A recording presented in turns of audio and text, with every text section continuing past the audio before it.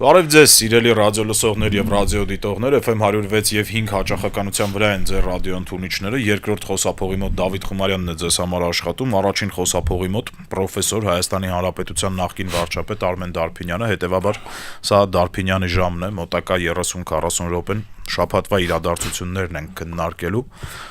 Ես ասում եմ Արմեն Դարփինյանի տեսանկյունից, պարոն Դարփինյանն ասում է հայկական տեսանկյունից։ Բարև ձեզ, սիրելի ռադիո լսողներ եւ դիտողներ, ուրախ եմ մեր ռեգուլար հանդիպումները շարունակելու առիթով։ Մենք անցած հաղորդմանը քննարկեցինք, բայց թեման կարծես թե շարունակվում է, Հայաստանի իշխանությունը այս պահի պնդում է, որ Ղարաբաղյան շարժումը ավարտվել է, եւ այդ Ղարաբաղի շարժումը չի լինելու։ Դա մի ժամանակահատվածում է տեղի ունենում, երբ Արցախից բռնագաղթված մեր հայրենակիցները հանրահավաքներ են անում իրենց սոցիալական խնդիրների համար եւ իրենց սոցիալապես պաշտպանված չեն զգում։ Նկատի ունեմ, արդյոք Ղարաբաղի շարժումը նաեւ ենթադրում է ըստ իշխանության, որ այդ մարդկանց հանդեպ Հայաստանի Հանրապետությունն էլ սոցիալական պարտականություն չունի եւ արդյոք այն մարդը, ով Ղարաբաղի շարժման ժամանակ շատ երիտասարդ է եղել, կարող է համազգային շարժումը փակված հայտարարել։ Սերունդը սերունդ զարգանում ենք, ինչ-որ մի սերունդ պետք է ինչ-որ որոշում կայացնի։ Նախ ասեմ Դավիթ ջան, որ մեր ղարաբաղցիների Արցախից գաղթականների սոցիալական խնդիրները որևէ կապ չունեն, որևէ առնչություն չունեն Ղարաբաղյան շարժման հետ, այսինքն Ղարաբաղյան շարժումը լրիվ այլ բաների մասին էր։ Մեծ հաշվով վերցրած ինքնորոշման մասին էր, ավելի կոնկրետ վերցրած միացման մասին էր։ Հայաստանի Հանրապետության եւ Լեռնային Ղարաբաղի Հանրապետության միացման մասին էր։ Միացում բառից ադրբեջանցիները մինչեւ հիմա սարսափում են եւ դա է հիմնական նաեւ պատճառը եւ իրենց շարժառիթը, որ իրենք անընդհատ պնդում են, որ ուրեմն եկեք լուծարենք Մինսկի խումբը, որովհետեւ Ղարաբաղյան հարց այլևս գոյություն չունի, իսկ դուք Ղարաբաղյան շարժումը համարեք լուծարված եւ հայտարարեք, որ չեք շարունակելու։ Գիտեք, միացման տեսանկյունից Ղարաբաղյան շարժումը չշարունակելը Փաշինյանի կողմից հայտարարված ռեզոն ունի, այսինքն ունի պատճառաբանություն եւ ունի, այսպես ասած, հիմքեր, որովհետեւ այսօրվա իրավիճակում խոսել միացման մասին, առնվազն անհետեցություն կլիներ։ Ավելին ասեմ ձեզ, որ բոլոր 35 տարիների ընթացքում մեր անկախության մեր որևէ իշխանություն հետամուտ չի եղել միացման գաղափարին, հետամուտ չի եղել միացման գաղափարին եւ առնվազն այդ պարագայում պարտավոր կլիներ ճանաչել Լեռնային Ղարաբաղը որպես անկախ պետություն, այնուհետև իրականացնել միացման իրավական գործընթացը։ Որևէ իշխանություն դա չի արել 35 տարվա ընթացքում, հայ ժողովուրդը դա չի արել։ Ինչի դա չարվեց, պարոն Դարփինյան։ Դե գիտեք, պատճառաբանվում էր նրանով, որ եթե մենք ճանաչում ենք Ղարաբաղը եւ միացնում ենք, ապա դա պատերազմի հայտարարում է Ադրբեջանին, երևի թե մենք վստահ չենք եղել մեր սեփական ուժերի նկատմամբ։ Եթե դու սեփական ուժերիդ վրա վստահ ես, այդ պարագայում դու կարող ես նման որոշումներ կայացնել եւ նման հանդուգն քայլեր իրականացնել միջազգային ասպարեզում։ Տեսեք, ասենք Թուրքիան ըստ էության ծավալապաշտային իր մոտեցումներով գրավել է Սիրիան, չէ՞։ Հիմա ասենք դրանից առաջ Կիպրոսը, հիմա Սիրիա, ասենք որևէ մեկը նրան բացի Իսրայելից, որը վտանգ է զգում հենց ուղղակի սեփական անվտանգության տեսանկյունից, ոչ թե միջազգային իրավունքի, բան, իրենք ասա թքած ունեն բոլորը։ Ուղղակի սեփական անվտանգության նկատմամբ վտանգ է զգում, ասում է Թուրքիան պիտի ուրեմն վտանգ չներկայացնի Սիրիայի տարածքից Իսրայելի նկատմամբ, բայց գրավեց, չէ, դե ֆակտո գրավեց նախագահ Թրամփն էլ, ամերիկյան նախագահ Թրամփը ողջունեց Էրդողանին, ասաց ես ուղղակի հրճված եմ, ցնցված եմ, շնորհավորում եմ, դուք կարողացաք գրավել Սիրիան, որը 2000 տարիների ընթացքում որևէ մեկին չէր հաջողվել, իսկ ձեզ հաջողվեց, ուրեմն ծափահարություններ, հասկանում եք։ Հիմա այսինքն պիտի սեփական ուժերի նկատմամբ վստահ լինես, պիտի ուժեղ լինես, պիտի էականորեն քո ռազմական պոտենցիալը տարբերվի քո հակառակորդի պոտենցիալից, որ կարողանաս նմանատիպ քայլեր անես։ Հիմա Իսրայելը երբ խոսում են, տեսեք Թրամփը Իսրայելին, այսինքն Նետանյախուի հետ հանդիպման ժամանակ ասաց հետևյալը, ասաց ես ուղղակի զարմանում եմ, դուք ոնց ասաց այդ Իսրայելի ժողովուրդը, Իսրայելի կառավարությունը 2005 թվականին դուք այդ Գազայի հատվածը ինչու տվեցիք պաղեստինցիներին։ Զարմանում եմ ոնց կարելի էր տալ, ասում, օվկիանոսի ուրեմն եզրին գտնվող մի փառահեղ տարածք 8000 հրեաներին դուք ընտեղից էվակուացրեցիք ստիպողաբար։ Մոտ 21 բնակավայր կար, որը դուք ուրեմն հանձնեցիք ուղղակի իր, ասենք, ջերմոցներով, տնտեսությունով, ամեն ինչով տվեցիք պաղեստինցիներին։ Ես ռադիոլսողներին հիշեցնեմ, որ այդ ժամանակ հрьяաները մեծ հանրահավաքներ էին անում, ճանապարհներ էին փակում, պարկում էին տրակտորների տակ, որ գործողություններ չլինեն, այսինքն դրամատիկ իրադարձություններ էին։ Այո, դրամատիկ էր ամեն դեպքում, բայց բան էր, չէ՞, ասենք հрьяաները գնացին այդ ճանապարհով, այսինքն Իսրայելը գնաց այդ ճանապարհով,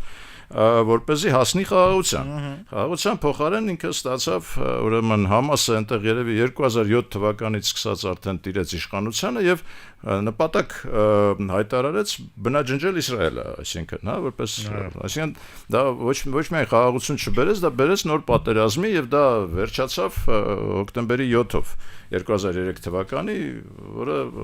փաստորեն ծանրագույն հետք թողեց եւ այդ հակամարտության վրա եւ հետագա կարգավորման տեսանկյունից շատ դժվարացրեց իրավիճակը։ Ամեն դեպքում Թրամփը ասում է, ոնց կարելի էր հանձնել, ասում է, տարածքը, լավագույն տարածքը, ոնց դուք հանձնեցիք։ Հիմա մերոնք հիմա ինչ են ասում, մենք ասում ենք, ոնց կարելի էր չհանձնել այդ 7 տարածքները, այսինքն կարելի էր չհանձնել, ես պատասխանում եմ։ Կարելի էր երևի թե չհանձնել մի դեպքում, եթե դու էականորեն քո ռազմական պոտենցիալով եւ հնարավորություններով բանակի ուժով էականորեն գերազանցում ես քո թշնամիներին կամ հակառակորդներին։ Նման իրավիճակ չկար եւ դա էր պատճառը դուք հարց տվեցիք թե ինչու մենք բան չարեցինք, հետևեցինք միացման գաղափարախոսությանը, այդ նույն պատճառով մենք չենք ունեցել էական առավելություն մեր հակառակորդի նկատմամբ։ Ձեր թույլտվությամբ մի հարց էլ տամ, էլի, որովհետեւ վերջերս տենց վեճ կա հասարակության մեջ։ Արդյոք 94 թվին էլ չկար այդ առավելությունը, 94-ին, 95-ին, այսինքն պատերազմից անմիջապես հետո։ Արդյոք ռազմական բալանսը այդ աստիճանի չէր, որ մենք մեզ կարողանայինք թույլ տալ դա անել։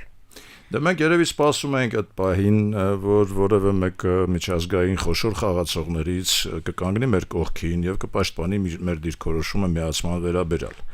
Բայց ուզում եմ հիշեցնել, որ այդ ժամանակահատվածում էր, որ ես կարծում եմ, որ Հայաստանն իր դիվանագիտության մեջ արձանագրեց լավագույն նվաճումը, երբ ստեղծվեց ուրեմն այդ ԵԱՀԽ-ի Մինսկի խումբը, այսինքն իր համանախագահներով այդ խումբը կոչված էր,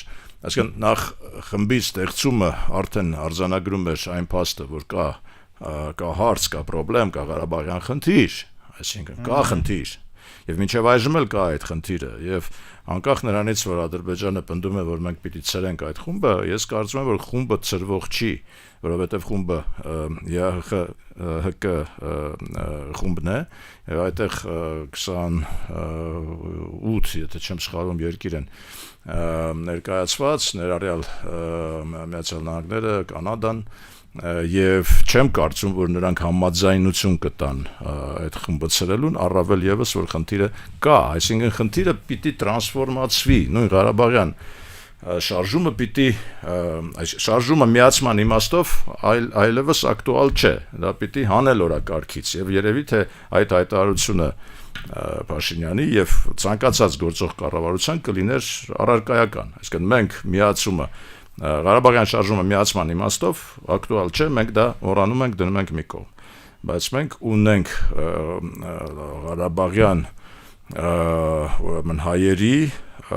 իրավունքների խնդիր, որին մենք պիտի հետամուտ լինենք, որովհետև եթե մենք հետամուտ չեղանք, եթե մենք տեր չեղանք մեր իրավունքներին, որևէ մեկին այդ իրավունքները պետք չեն, հասկանում եք, որևէ մեկին։ Հիմա ուզում եմ նորից Իսրայելի օրինակը բերեմ, Իսրայելը բոլորովին վերջերս 1900 քանի, եթե չեմ սխալվում, պաղեստինյան, իրենք անվանում են դա տերորիստ, իրենք բանտարկել էին նրանց, գերիներ էին, ասենք, փոխանակեց ընդամենը 33 իսրայելցու հետ, հա։ կամ հազարավոր տերորիստներ փոխանակվում էին ընդամենը դիակների հետ, հասկանում եք, եւ ուզում եմ նորից հիշեցնել, որ Իսրայելը մարդկային կյանքը շատ ավելի բարձր է գնահատում, քան ցանկացած պետական գաղտնիք, որովհետեւ իրենց պետական օրենքով ֆիքսված է, որ եթե դու գերի ես ընկնում, դու կարող ես ամեն ինչ հայտարարես, որևէ հետապնդման որևէ հետապնդում չի իրականացվի քո նկատմամբ քո երկրում, Իսրայելում, որովհետև դու գտնվել ես գերության մեջ, իսկ գերության մեջ դու կարող ես անել ամեն ինչ եւ Իսրայելի պետությունը կարևորում է քո մարդկային կյանքը, քո իսրայելցի լինելը, հա, այսինքն մենք ինչքանով ենք կարևորում մեր հայաստանցի լինելը, սա մեծ հռետորական հարց է, որը ցավոք սրտի ունի շատ բացասական պատասխան, մենք չենք կարևորում, առավելին մենք նրանց ովքեր կարծես թե ունեին հայաստանյան անձնագրեր որոշեցինք, որ այդ անձնագրերը այնքան էլ հայաստանյան չէ, կամ ամենահայաստանյանը չէի, այսինքն դրանից ավելի հայաստանյան էլ կա, այսինքն խոսքը գնում է ուրեմն հիշեցնեմ մի երկրի մասին, մեր երկրի մասին, որը ունի դեմոգրաֆիական խստագույն խնդրեմ, հա, որը ունի թեր զարգացածություն ռեգիոնալ տեսանկյունից, որը ունի թեր բնակեցված միջավայր եւ տարածք,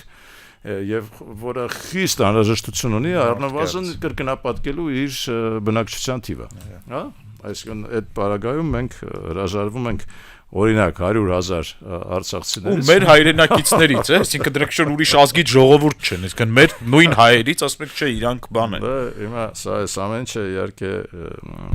ծիծաղելի կլիներ, եթե չլիներ նման ողբերգական իրավիճակում, այսինքն մենք ասենք ես այդքան էլ լաց լինելու կողմնակից չեմ, սարկազմի ավելի կողմնակից եմ, որովհետև սարկազմը նաև բուժիչ հատկություն ունի։ Մոտիվացնող։ Պիտի հասկանանք, որ մենք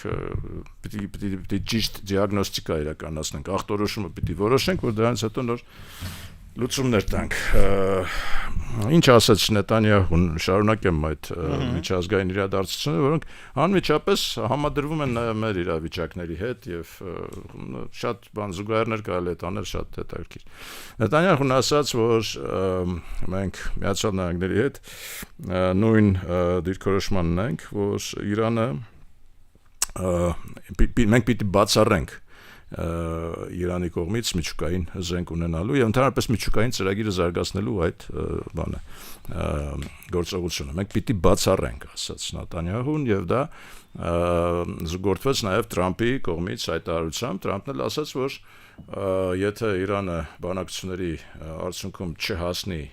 մենք չհասնենք այն նպատակին, որը դրված է, Իրանը պիտի հրաժարվի իր միջուկային ծրագրից, ուրեմն դա կլուծվի ռազմական ճանապարհով եւ կլուծվի Իսրայելի կողմից, ինչ ասում Միացյալ Նահանգները, ասում Իսրայելի ձեռքերով մենք կլուծենք այդ հարցը, ասում մենք չենք կռվի, Իսրայելը կկռվի, բայց մեր զենքով կկռվի, եւ հարցը կլուծվի։ Եվ Իսրայելի վարչապետը շարունակեց, ասաց այդ խնդիրը պիտի լուծվի Լիբիայի պես, ոնց որ Լիբիայի հետ է լուծվել։ Ես ուզում եմ հիշեցնել, որ Լիբիայի հերն անիծեցին։ Լավ չի ավարտվում այդ պատմությունը Լիբիայի էլ։ Սա կոպիտ ասած սաղ սալամատ տեղը ականջը մնաց այդ Կադաֆիի, ուրեմն բայց ուզում եմ նաև հիշեցնել, որ Լիբիայի հետ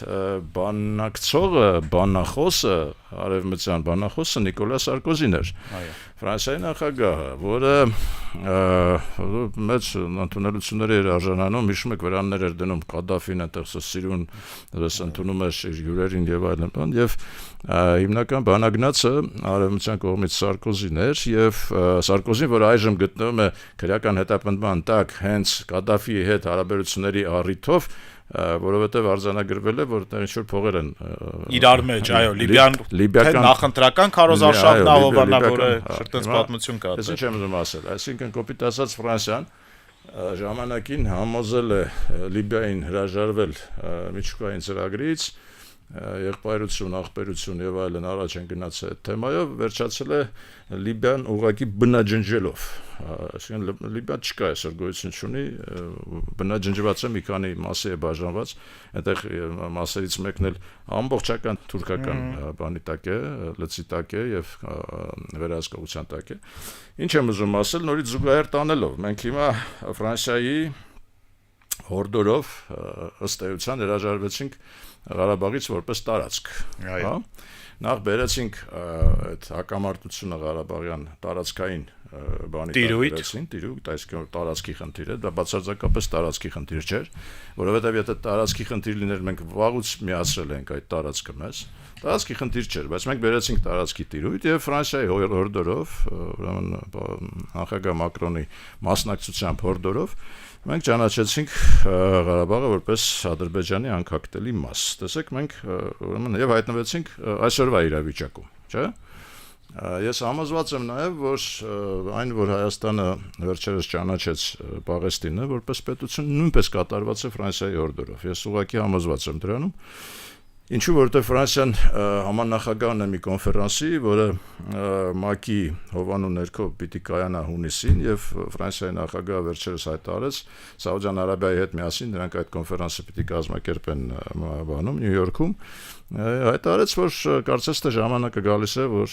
Ֆրանսիան եւս ճանաչի եւ այդ կոնֆերանսի առիթով բազմաթիվ այլ երկրներ նույնպես ճանաչեն Պաղեստինի անկախությունը։ Ես կարծում եմ, որ Հայաստանը ճանաչեց Պաղեստինի անկախությունը Ֆրանսիայի հորդորով։ Դրանով իսկ փչացնելով, ել ավելի վատ թարացնելով մեր հարաբերությունները Իսրայելի հետ, այո, մենք դրանով նպաստեցինք Ֆրանսիայի ազգային նպատակների պետական շահերի իրագործմանը, բայց մեր պետական շահերի դեմ էր այդ քայլը։ Ես դրանում համոզված եմ, որովհետև մենք խնդիր ունենք Իսրայելի հետ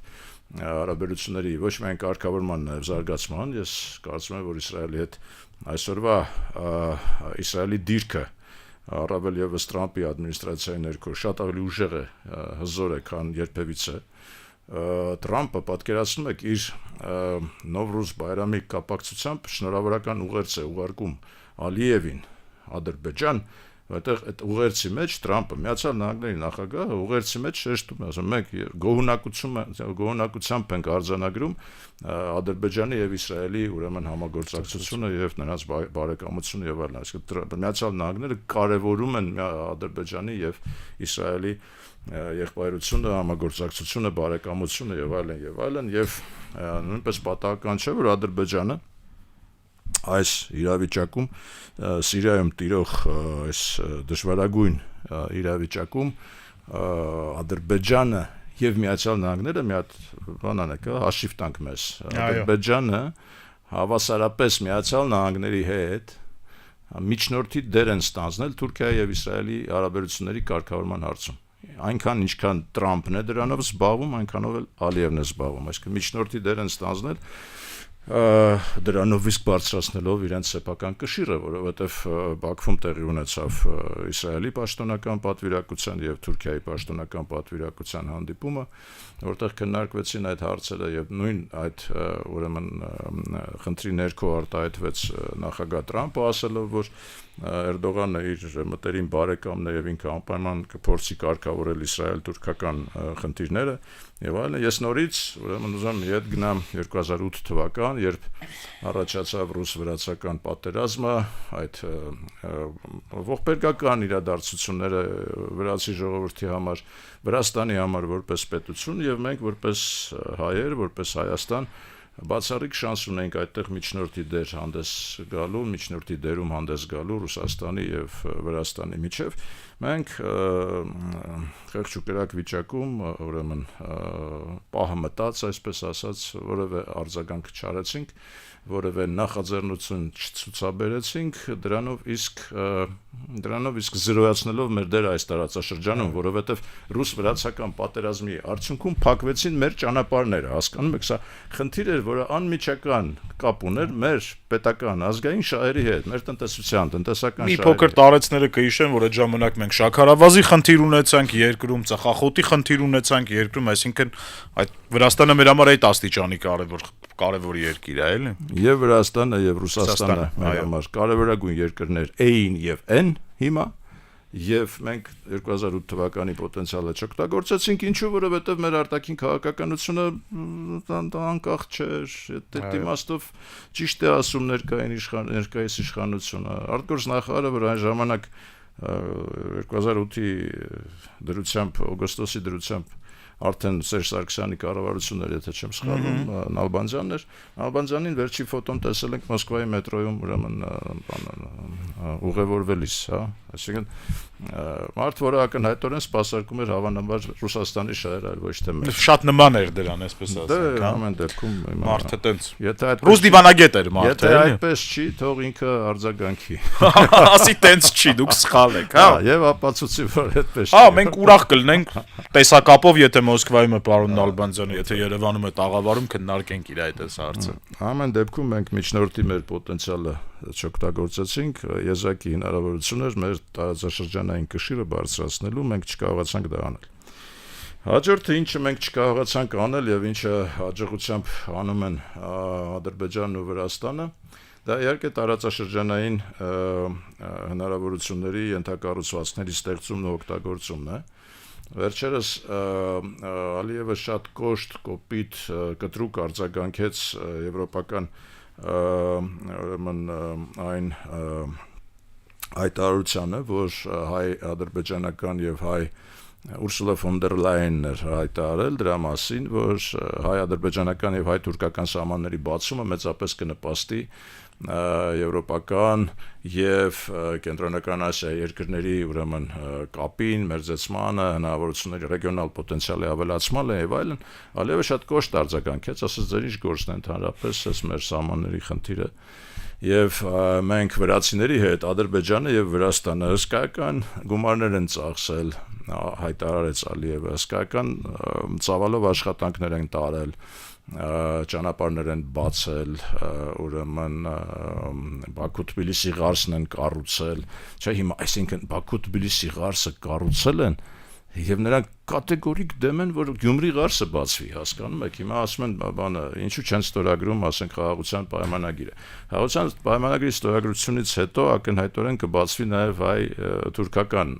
սահմանները եւ հնարավորությունները, այդ թվում նաեւ Գյումրի ղարսը կարող է բացվել, չէ՞։ Դա կատեգորիկ կերպով ձեռնտու չէ Ադրբեջանին, որովհետեւ նրանք մոտ $600 միլիոն ժամանակին ծախսել են, որպեսզի այդ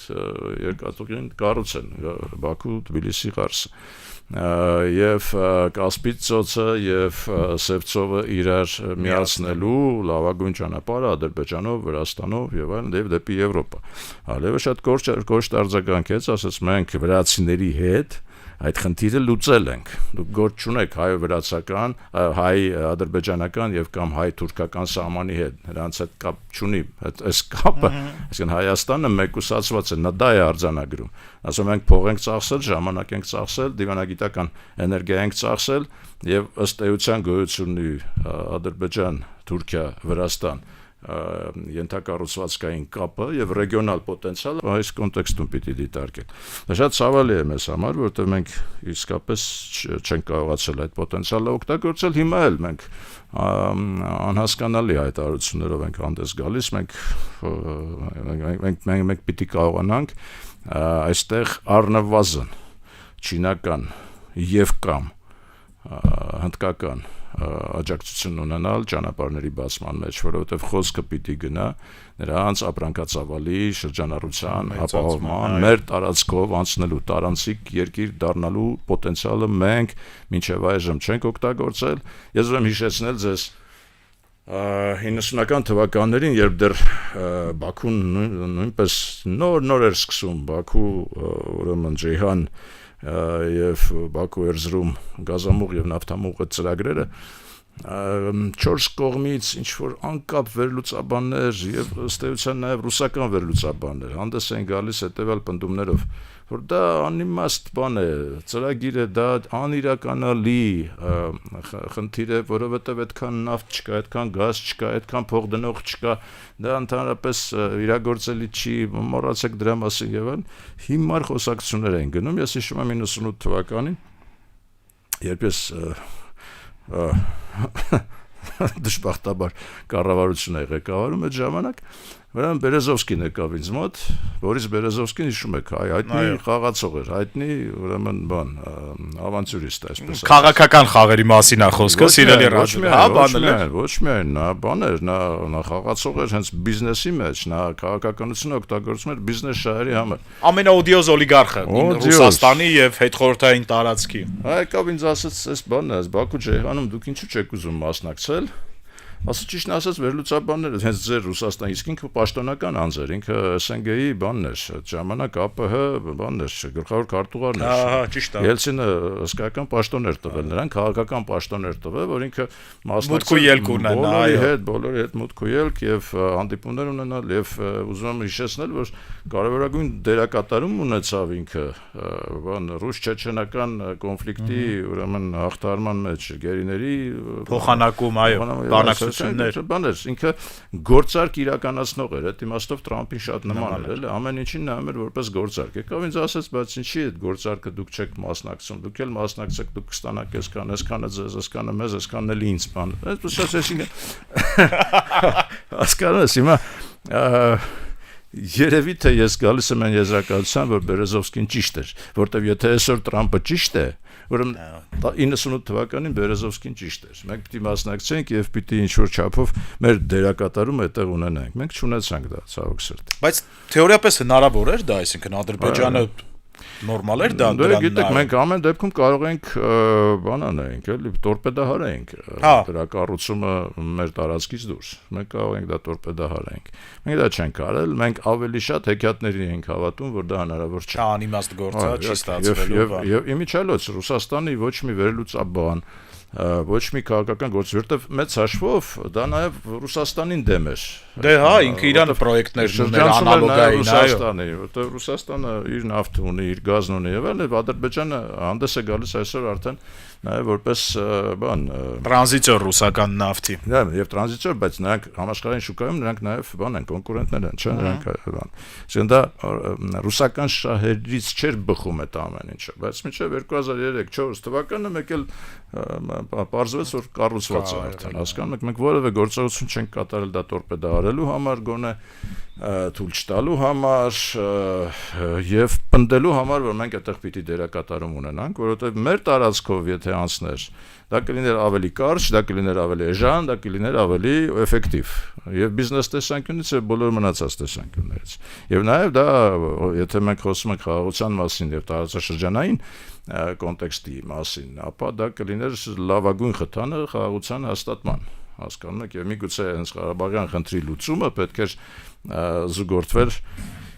հենց այդ խնդրի իրականացմամբ նույնպես։ Ուրեմն հաջորդ իրադարձությունը, որին ուզում եմ անդրադառնալ, դա Վատիկանում անցկացված քրիստոնեական Ադրբեջանին վերաբերող համաժողովն էր։ Ես ցավով եմ դա արձանագրում, նաև արձանագրում եմ, որ պաշտոնական Հայաստանը որևէ վերաբերմունք դրան չի ցուցաբերել, որևէ բողոք, պրոտեստ, որևէ պրոբլեմ չի հարուցել։ Մենք ունեցանք ընդհանրապես մեր հայ առաքելական եկեղեցու կողմից արված բավական անատամ հայտարարություն ունեցանք, որ ասենք դա հարիր չէ, այսպես ասած Վատիկանին, բայց գիտեք ինչ կա, հիմա եթե մենք այսօր խոսում ենք ուժի իրավունքի, փողի իրավունքի մասին, հիմա Վատիկանին վճարել են, նրանք էլ իրականացրել են այդ բանը կոնֆերանսի, իրենք կարող են ասել բանը կոնֆերանսը, գիտական կոնֆերանս է, ամեն ինչ էլ հնարավոր է քննարկել, բայց այդ կոնֆերանսի էմբլեմայի վրա դադիվանքներ նկարած, որը ներկայացնում էր որպես ալբանական ուրեմն կառույց, քրիստոնյա ալբանացիներ, կովկասյան ալբանացիներ եւ այլն, Հա, ասենք, գիտեք ինչ կա, ասենք, հիմա կովկասյան ալբանացիները լավ, հիմա կան, ասենք, եվրոպական ալբանացիները, չէ, որոնց հետ եւս մենք կարծես թե որևէ այդպես առանձնապես առնչություն չունենք, բայց ալբանացիները եվրոպական բավական հետաքրքիր դիրքում են գտնվում։ Մենք բոլորս մտածում ենք, որ միգուցե առաջին մահմեդական երկիրը, որը ուրեմն փորձելու է անդամակցել Եվրոհամայնքին, դա Թուրքիան է, բայց դա Թուրքիան չէ, դա Ալբանիան է։ Ալբանիան ավելի մոտ է կանգնած, ամենամոտն է կանգնած Եվրոպական միության անդամակցելու եւ այդ ծրագրերը իրականացնելու լիարժեք դեմոկրատիա է իրականացված իմիջիայլոց Իսրայելի լավագույն բարեկամներից է Ալբանիան լավագույն բարեկամներից է վերջերս Իսրայելի նախագահը պատվոշ կանշան հանձնեց ուրեմն Ալբանիայի վարչապետին շեշտելով որ Ալբանիան եզակի երկրներից է որ ամբողջապես կանգնած Իսրայելի կողքին Համասի դեմ եւ վարչապետն էլ Ալբանիայի հայտարարեց, որ Համասը դա ֆաշիստական, ուրեմն նացիստական ուղղակի բան է, կառույց է, որին պետք է ոչնչացնել, ասես ամբողջապես մեր երկիրը կանգնած է բան Իսրայելի կողքին։ Հիանորից մենք Իսրայելի հետ ուրեմն գրեթե չունենք հարաբերություններ կամ նախատեշնամական հարաբերություններ են, ցավոք սրտի, հիմա խոսում ենք կովկասյան ալբանացիների մասին։ Մենք մի հատ բնիկ ալբանացիների հետ մերձենայինք Մեզ կբացատրեի թե դա ոնց է ալնում թե ով են կովկասցի ալբանացիները աշխարհին էլ կպատմեին իրենց ուժով մենք կկարողանանք չէ՞ որ մեկին մենք պիտի վկա բերենք որ տենց բան կա թե չկա չէ հիմա ասենք ին կարծիքով ալբանացիները որոնք Եվրոպայում են բալկանյան ալբանացիները կարող են այստեղ մեզ թիմակից լինել պատմական ճշմարտությունը ներկայացնելու մեզ գոնե ասենք գիտեք հիմա Մենք մերն ենք ասում, ադրբեջանցիները իրենցն են ասում, չոր մեկը պիտի լինի, չէ՞ որ ասի չէ, գիտեք ինչ կա, ես ընդեղից եմ գալիս, ես իսկական ալբանացին ես եմ, հա։ Այդ էլ մեր է, դադիվանքն էլ մեր է չի։ Չնայած հայեր էլ կան, որ իրենց իդենտիֆիկացնում են ալբանացիների հետ, բայց ամեն դեպքում, մենք էլ կարող ենք շատերին իդենտիֆիկացնենք, իմանանք որ նայում ենք մեր շրջապատում, այդպես էլ չի որ ասենք, բանը էլի լիարժեք հայկական դեմքեր ենք տեսնում միայն։ Հիմա այդ կարևոր է, ինչի վրա ես ուշադրություն դարձրեցի, տեսեք ուժի իրավունքի մեկ անգամ եւս ուրեմն փաստագրելու։ Սոմալի նման երկիր կա, էլի, Սոմալիի պատվիրակությունը աֆրիկական։ Մի հատ սարսափելի զառամյալ բռնատիրական, մի ասենք, ինչ ասեմ, ճորտատիրական մի բան էլի, սարսափելի երկիր է Սոմալին այսօրվա։ Հիմա Սոմալիի պաշտոնական պատվիրակությունը իրենց նախագահով, վարչապետով, պաշտպանության նախարարով, արտգործնախարարով եկել էր Բաքու։ Պատկերացնում եք, ինչու էր եկել Բաքու։ Եկել էր Բաքվի փորձը ընդօրինակել, որովհետև այդ գոյություն ունի ուրեմն Սոմալին 60-ական թվականներին, որ բրիտանական բաներ ուրեմն գաղութ էր, բաժանվեց բանը, դա մի քանի մասերի բաժանվեց, այդտեղ Somaliland, այսպես ասած, մի կառույց ստեղծվեց, որը ուրեմն տարբեր ժամանակաշրջանում դեռ բրիտանական տիրապետության ներքո որոշակի ավտոնոմ կարգավիճակ է ունեցել, իսկ 1991 թվականին հայտարարել է իր անկախության մասին, այսինքն Somaliland կա, որը որ հայտարարել է իր անկախության մասին, աշխարհը չի ճանաչում այդ անկախությունը, բայց դա ասենք դեմոկրատական ինստիտուտներով, իր բոլոր հագեցվածությամբ, պետական կառույցներով եւ այլն շատ նման է մեր Լեռնային Ղարաբաղի Հանրապետությանը, շատ նման է, որտեղ աշխարհում ճանաչված չէ, բայց դեմոկրատական ինստիտուտներով նորմալ է։ Սոմալիից շատ ավելի ուժ է, այո։ Հիմա բայց Սոմալին ուզում է սրանց բան անի, վերցնի եւ հպատակեցնի։ Եվ եկել են Ադրբեջան փորձ ուսումնասիրելու։ Դուք ոնց արեցիք, գրավեցիք Ղարաբաղը, մեզ սովորացեք, մենք էլ անենք։ Նրանք էլ սիրով կիսվում են, ասում են, հեսա բան, դա բանը դրոներ են փորձելու վաճառեն բան եւ այլն։ Այսինքն նորից հասկանում եք, օրը ցերեկով, այսինքն մի ամբողջ ժողովուրդ, որը ինքնորոշման իրավունքի մասին հայտարարել է, որը ունի պատմականորեն այդ ինքնորոշման հնարավորությունը եւ փաստացի հիմքերը, որովհետեւ բրիտանական Սոմալիի ժամանակաշրջանում այդ հատվածը եղել է ավտոնոմ, հասկանում եք, նույն ձևով ինչպես մենք։ Հիմա նրանք ովքեր փորձում են նույնականացնել, ասում են մենք հիմա Ղարաբաղյան շարժումը եթե շարունակենք, Ադրբեջանում կառաջանա արևմտյան Ադրբեջանի շարժումը եւ ուրեմն մենք կընկնենք մի այլ խնդրի վրա մեջ եւ արդեն վեճը կտարածվի Հայաստանի Հանրապետության տարածք։ Ես կարծում եմ դա բան չի, դա հիմնավորված փաստարկ չի, որովհետև մենք ունեցել ենք որպես բնիկ ժողովուրդ մեր ինքնորոշման, մեր ինքնորոշման եւ փաստացի կարգավիճակը եւ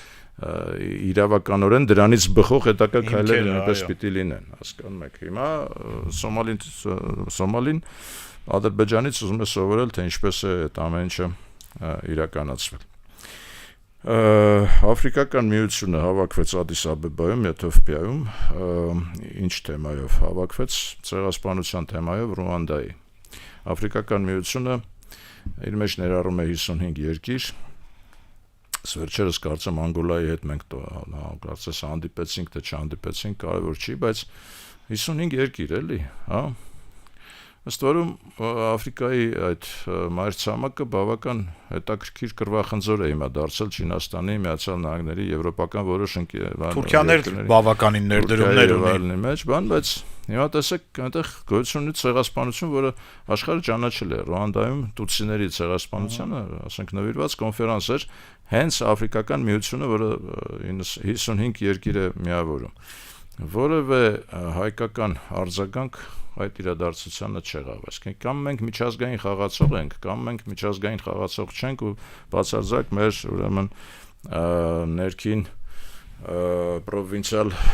տեսակետներով եւ մեղրից մինչեւ Բագրատաշեն ենք մենք, թե տենց դուրսնել կա էլի ընդհանուր առմամբ ինչ որ թեմաներ կան աշխարհում, որոնք որ պետք է լինեն մեր թեմաները։ Ցեղասպանության թեման դա մեր թեման է։ Եթե որևէ տեղ աշխարհում տեղի ունեցել ցեղասպանություն, մենք առաջինները պիտի լինենք այնտեղ եւ մասնակից պիտի լինենք եւ աջակից պիտի լինենք պայքարին եւ ուրեմն ամեն կերպ պիտի մեր ներկայությունը ֆիքսենք։ Մենք չկանք այդտեղ։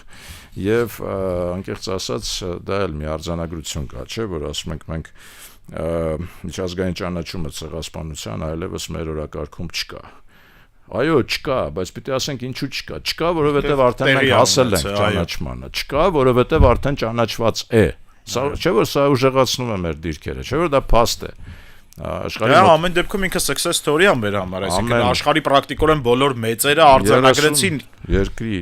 30 երկիր, մոտ 30 երկիր ընդունել է այդ ցեղասպանության փաստը, այսինքն միջազգային ճանաչման փաստը արձանագրված է։